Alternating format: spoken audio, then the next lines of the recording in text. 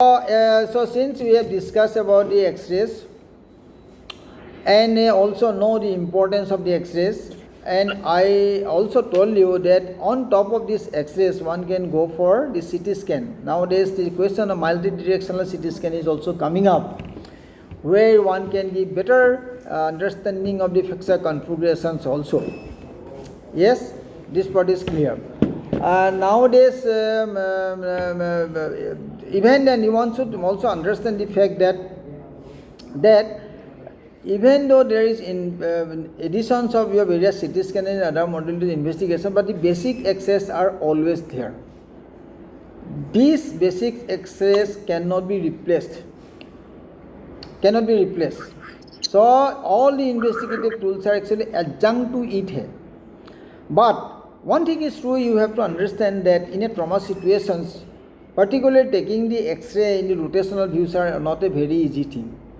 Patient is very pain. One. Number two, there may be associated fracture of pelvis also.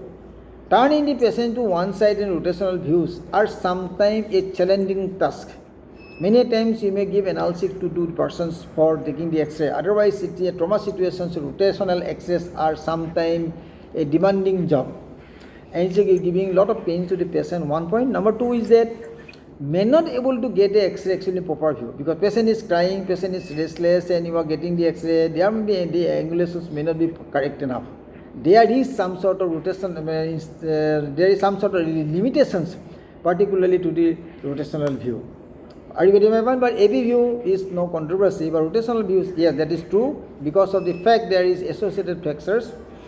And rotation of the patients in this junction is a bit a challenging task, and patient may need to undergo some sort of analgesics and other things to alleviate the pain to have a comfortable rotational view. Is it clear? So that is why CT scan is also taking up. Nowadays people used to go for a quick CT scan from head to pelvis. Some centers are coming up like that, where one can go for the quick CT scan so that they do not miss important fractures. And trauma situations, particularly good X-ray quality is also sometimes questionable. Yes, that is part okay. But now, as far as this treatment part of the ACWM is concerned, you know, this is a high velocity trauma, particularly young adult. This is true. It is true that it is a high velocity trauma if it is a young man. But of course, in case of adult, in elderly patients, it may be low velocity trauma because of the osteoporotic bone fracture is more, but the impact of the force may not be that enough. But young patients with violent fractures are very important. They are always in a trauma situations. Your basic treatment in always you have to go with the ATLS guideline. That we do not want to emphasize here. The importance of A, B, C, D all are important. As far as the ACWM is concerned, so the definitive treatment usually is given after first week, not the first week. A very trauma, very emergency situations, fractures like femur, otherwise it is a bit different. Otherwise, the basic surgeries are mostly done in the second week of time, not the first week. Second week. First week, of course, if there is dislocation, other things are there, but people are doing, particularly in posteriorly fractures, they are trying to do in the early surgery, but as such, general consensus is to take up the surgery for in the next week, not the first week. One point. Number two, there are two categories of patients are there. One where we can go for the conservative treatment, another where you have to go for the operative treatment. Yes. Now, who are the categories of the patients to can be taken up as your conservative treatment? So certain points are important. They are undisplaced fractures. One point where there is no displacement of the fragment. And then number two is your integrity of that arc angle. As I said, there is an arc angle arc. Arc, that means the arc angle is your acetabular angle, axial arch. In AP view, in oblique views, these are different. Of course, in AP view, if it is 45 degree part is intact, 45 degree, take a axis from your center of the head and perpendicularly, and then another axis to geometrical circle.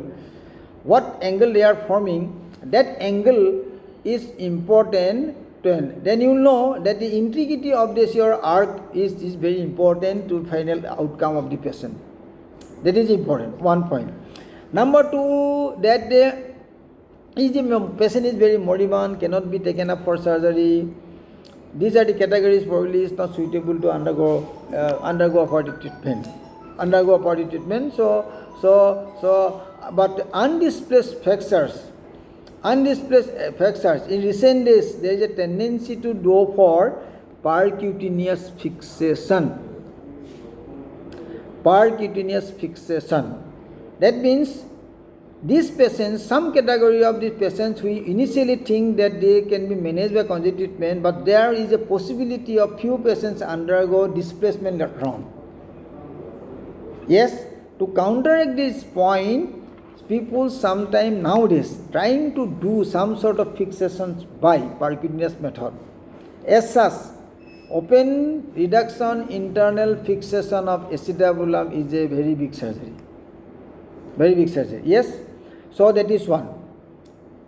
I am talking about the conjunctive treatment. What are the candidates which are suitable for as usual? This standard protocol of treatment is the undisplaced fracture. As such, by principle, acetabular fractures is to be considered as a displaced fracture until and unless proved otherwise. Basic principle, while you talk about the acetabular fractures, you consider it to be a displaced fracture until and unless it is proved otherwise. So it is all a displaced fractures. But then you have to evaluate these patients with this better X-ray, better CT scans, and understanding the configurations and the congruency of the reductions joint. Then take up these patients for conjunctive treatment also is possible, but it's a limited group of patients. Okay?